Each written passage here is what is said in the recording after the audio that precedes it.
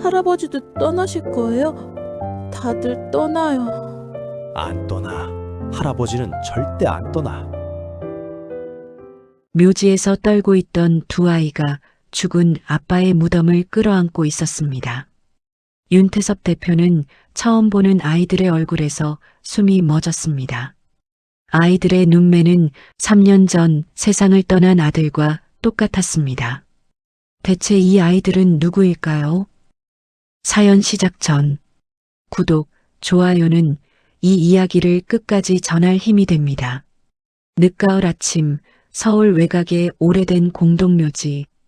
잔잔한 바람이 낙엽을 흩날리며 땅을 스쳤습니다. 윤태섭 대표는 차량에서 내려 깊은 한숨을 내쉬었습니다. 손에는 검은 장갑을 끼고 두 손으로 식은 커피잔을 감쌌습니다. 오늘은 민호의 기일이니까.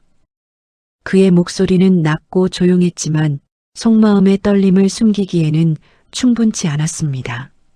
태섭은 평생 회사 일에 매달려 왔습니다. 아들 민호가 세상을 떠난 지 3년이 지났지만 아직도 민호의 장례식 날 장면이 눈앞에 선명했습니다. 회사 운영, 이사회 회의, 투자자 상담. 모든 것을 이룬 남자였지만 가족 앞에서는 늘 무력했습니다. 묘비 앞에 서자 3년 전 그날이 생생하게 떠올랐습니다. 병원에서 걸려온 급한 전화. 아버님, 민호 씨가 교통사고로 중환자실에. 빨리 오셔야 합니다. 하지만 그날 태섭은 해외 투자자들과의 중요한 계약 체결을 앞두고 있었습니다. 1시간만 계약만 마무리하면.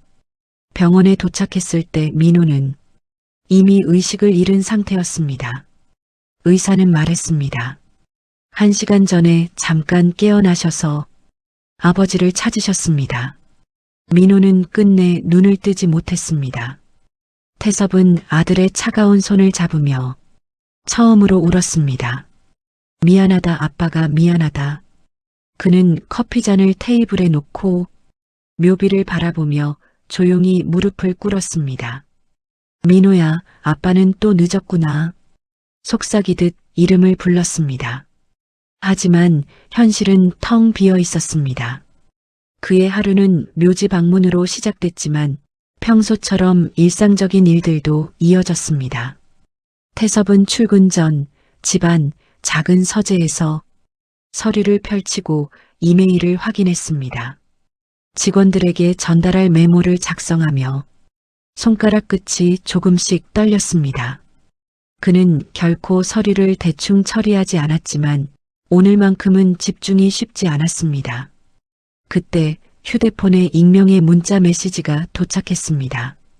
윤태섭 대표님, 오늘 오전 10시 민호 씨의 묘소에 가보십시오. 알아야 할 진실이 있습니다. 발신자는 익명으로 표시되어 있었습니다. 태섭은 미간을 찌푸렸습니다. 누구일까? 장난일까? 아니면 커피 한 모금을 마신 뒤 그는 옷매무새를 다듬고 차량에 올랐습니다. 묘지로 향하는 길, 단풍이 지는 가로수 길을 지나며 지나간 시간과 선택들에 대한 후회가 밀려왔습니다. 문자 메시지의 내용이 마음 한구석에 걸렸습니다. 차량을 멈추고 묘지 입구에 들어선 순간 평소 느끼던 적막과 달리 묘지 안쪽에서 아이들의 울음소리가 들렸습니다. 태섭은 고개를 갸웃하며 발걸음을 옮겼습니다. 묘지에 두 아이가 앉아 있었습니다. 낡은 옷을 입은 8살 남매가 무덤을 끌어안고 조용히 울고 있었습니다. 태섭은 가슴이 떨렸습니다. 누구세요? 태섭이 조심스럽게 물었습니다. 어린 여자아이가 고개를 들었습니다. 그 순간 태섭은 숨이 멎는 듯한 충격을 받았습니다. 아이의 눈매와 이마선이 죽은 아들 민호와 너무나 닮아 있었습니다. 할아버지세요? 여자아이가 떨리는 목소리로 물었습니다. 우리 아빠 만나러 왔어요. 고아원에서 도망쳐 나왔어요. 태섭은 무릎이 꺾이듯 주저앉았습니다. 너희들이 민호의 아이들이니? 아이들은 조용히 고개를 끄덕였습니다. 우리 매년 아빠 기일날 여기 와요. 서진이 말했습니다. 고아원 선생님이 몰래 데려와 주셨어요. 올해는 선생님이 그만두셔서 우리끼리 왔어요. 이 작은 만남은 앞으로 다가올 하루와 태섭의 삶에 어떤 변화를 가져올지 예고하고 있었습니다. 묘지에서의 충격 이후 태섭은 아이들로부터 이야기를 들었습니다. 서진과 민준, 아들 민호가 남긴 손주들이었습니다. 며느리 강아유는 민호가 사망한 직후 아이들을 고아원에 맡기고 홀연히 사라졌습니다. 엄마가 아빠 무덤 위치를 말해줬어요. 오늘이 기일이라고 서진이 말했습니다. 새벽에 고아원 문이 열렸을 때 같이 나왔어요. 버스를 3번이나 갈아타고 왔어요. 태섭은 문득 아침에 받은 익명의 문자가 떠올랐습니다. 너희를 여기서 만나게 해준 사람이 누군지 아니? 서진이 고개를 가로저었습니다. 잘 모르겠어요. 하지만 작년까지 우리를 데려다 주셨던 김 선생님이 어쩌면 태섭은 고개를 끄덕였습니다. 고아원 직원이 퇴사 전 마지막으로 아이들을 위해 해준 일이었습니다. 변호사 이준혁이 가져온 고아원 서류를 펼쳐보는 순간 태섭의 손이 떨리기 시작했습니다. 입소일 2021년 3월 15일 입소 사유 보호자 양육 포기 신청인 강하윤모 태섭은 숨이 막혔습니다. 민호가 죽은 지 겨우 일주일 후였습니다. 서류를 넘기자 더 충격적인 문구가 나타났습니다. 보호자 면회 기록 없음, 친족 연락처 미기재, 특이사항 아동들이 매년 기일에 탈출 시도, 2022년부터 직원 김보라가 인솔하여 묘소를 방문하도록 허가함. 3년 동안 한 번도 태섭의 목소리가 떨렸습니다. 서류 마지막 장에는 아이들의 그림이 첨부되어 있었습니다. 서진이 그린 가족 그림에는 아빠, 엄마 그리고 자신들이 있었습니다. 할아버지는 그림 속에 없었습니다. 태섭은 서류를 내려놓고 두 손으로 얼굴을 감쌌습니다. 내가 알았어야 했는데 분노와 안타까움 그리고 자책감이 밀려왔습니다. 왜 이렇게까지 됐을까? 태섭은 즉시 변호사 이준혁에게 전화를 걸었습니다. 아이들을 즉시 집으로 데리고 가도 되겠습니까? 대표님, 우선 고아원에 연락해서 임시 보호 조치를 받으셔야 합니다.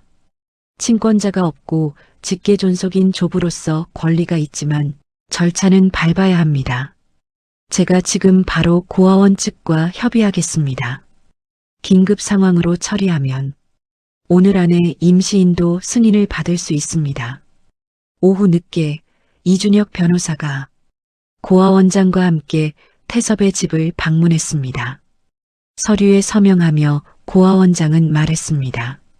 조부님께서 직접 보호하신다니 다행입니다. 임시 보호 기간은 3개월이며 그 사이 정식 양육권 절차를 진행하시면 됩니다. 아이들과의 만남은 단순한 충격이 아니었습니다. 법적 절차를 거쳐 서진과 민준을 집으로 데리고 온 태섭이었지만 아이들은 낯선 집안을 두려워했습니다. 아빠는 어디 있어요? 서진이 물었습니다.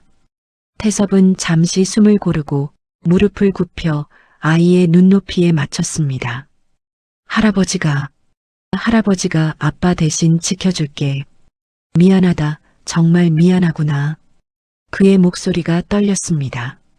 아이들의 눈에 눈물이 맺혔습니다. 주변 사람들과의 갈등도 불거졌습니다. 비서 박상현은 태섭에게 대표님, 지금 아이들을 데리고 오시면 회사에도 영향이 큽니다. 이사회에서도 우려하고 있습니다. 라고 조심스레 말했습니다. 태섭은 창밖을 바라보았습니다. 3년 전 민호가 죽던 날 자신이 선택했던 것은 회사였습니다. 계약서, 회의, 주가, 그 모든 것이 결국 아들의 마지막 순간보다 중요해 보였습니다. 하지만 지금 손에 남은 것은 무엇입니까? 차가운 서류와 끝없는 후회뿐이었습니다. 박 비서, 태섭의 목소리는 단호했습니다. 3년 전 나는 회사를 선택했소. 그리고 아들을 잃었소. 이번엔 이번만큼은 다시 같은 실수를 반복하지 않겠소. 박상현은 잠시 망설이다가 입을 열었습니다. 대표님, 저도 회사 사람이니까 회사가 걱정되는 건 사실입니다. 그가 숨을 고르고 말을 이었습니다. 하지만 10년 넘게 대표님 곁에서 일하면서 대표님이 민호 도련님 이야기 나올 때마다 얼마나 괴로워하시는지 봤습니다. 태섭이 고개를 돌리자 박상현은 조심스럽게 말을 이었습니다. 아이들 데려오시는 게 맞다고 봅니다. 다만 그가 서류 뭉치를 내밀었습니다. 회사 일정 조정안입니다. 제가 몇 가지 준비해 봤습니다. 대표님이 아이들과 시간을 보내실 수 있도록 제가 대신 처리할 수 있는 일들을 정리했습니다. 태섭은 놀란 표정으로 박상현을 바라봤습니다. 박 비서, 완벽한 해결책은 아닙니다. 이 사회는 여전히 문제일 겁니다. 박상현이 씁쓸하게 웃었습니다. 하지만 대표님, 지난 3년간 대표님은 이미 충분히 벌을 받으셨습니다. 이번엔 제대로 하십시오. 태섭은 마음속으로 결심했습니다. 회사보다 중요한 것은 이제 아이들뿐이라고, 민호에게 하지 못한 것을 손주들에게는 반드시 해주리라고. 그리고 이제 그의 곁에는 이를 이해하는 사람이 있었습니다. 하지만 문제는 쉽게 해결되지 않았습니다. 아이들은 아직 마음을 열지 않았고 며느리 강하윤의 문자 메시지는 태섭의 가슴에 깊은 상처를 남겼습니다. 그녀의 말이 맞았습니다. 태섭은 가족에게 무관심했고 아들을 잃고도 변하지 않았습니다. 모든 책임과 갈등이 태섭에게 집중되면서 그의 하루는 긴장과 불안 속에서 흘러갔습니다. 아이들과 함께 지내는 시간이 길어질수록 태섭은 자신의 무력함을 절실히 느꼈습니다. 서진은 밤마다 악몽에 시달렸습니다. 엄마 가지 마. 아이의 비명에 태섭이 달려가면 서진은 이불 속에서 떨고 있었습니다. 태섭이 등을 쓰다듬으려 하면 아이는 몸을 움츠렸습니다. 할아버지도 우리 버릴 거예요? 민주는 더 심각했습니다. 말을 거의 하지 않았고 밥을 먹을 때도 태섭의 눈치를 보며 조금씩만 먹었습니다. 어느 날 태섭이 회사 전화를 받으려 자리를 뜨자 민주는 공황 상태에 빠졌습니다. 가지 마세요. 또 안 오실 거예요. 아이는 태섭의 바지를 붙잡고 울었습니다. 첫 달은 지옥 같았습니다. 서진은 태섭이 손을 뻗으면 만지지 마세요. 라고 소리쳤습니다. 할아버지가 뭔데요? 우린 엄마가 필요해요. 아빠가 필요하다고요. 아이의 분노 어린 눈빛 앞에서 태섭은 아무 말도 할 수 없었습니다. 태섭은 해결책을 찾으려 애썼습니다. 변호사를 만나 양육권 문제를 상담하고 아동심리 전문가를 찾아갔습니다. 아이들은 트라우마가 깊습니다. 최소 6개월에서 1년은 각오하셔야 합니다. 회사 일정을 조정하며 아이들과 시간을 보내려 했지만 주변의 시선과 회사 내부의 압력은 그를 더욱 고립시켰습니다. 박상현이 다시 찾아왔습니다. 대표님, 솔직히 말씀드리겠습니다.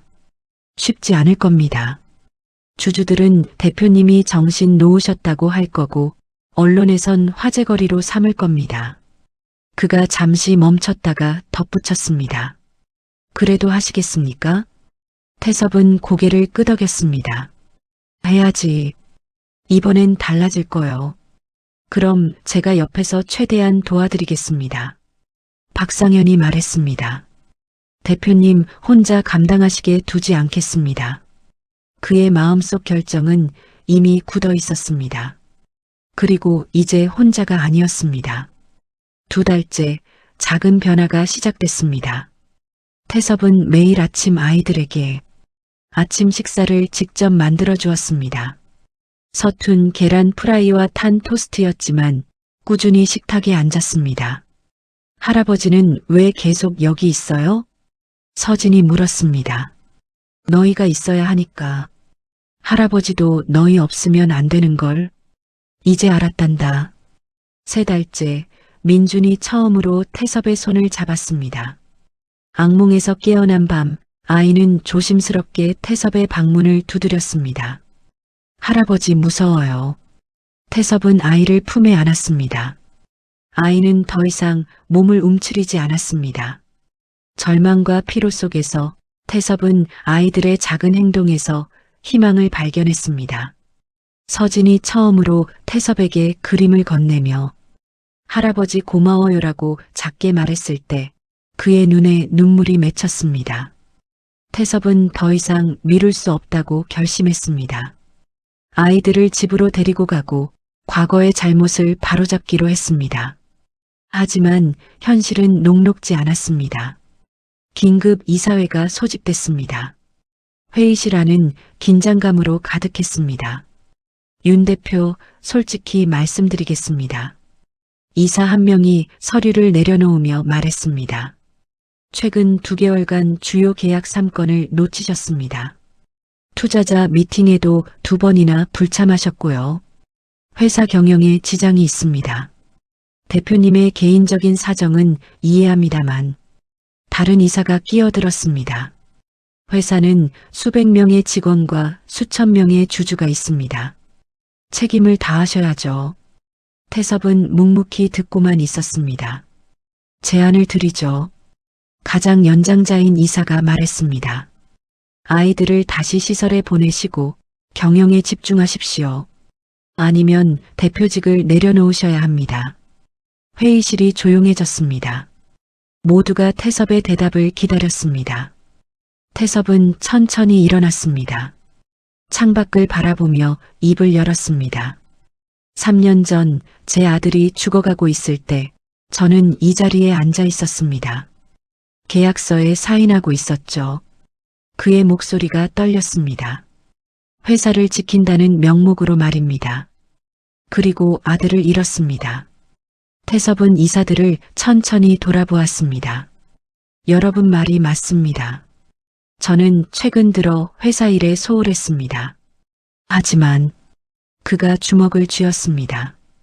이번만큼은 제가 지켜야 할 게 무엇인지 분명히 알고 있습니다. 그럼 대표직을 사임하시겠다는 말씀입니까? 한 이사가 물었습니다. 태섭은 잠시 침묵했습니다. 그리고 단호하게 말했습니다. 필요하다면 그렇게 하겠습니다. 회의실이 술렁였습니다. 하지만 6개월만 시간을 주십시오. 아이들이 안정을 찾을 때까지만요.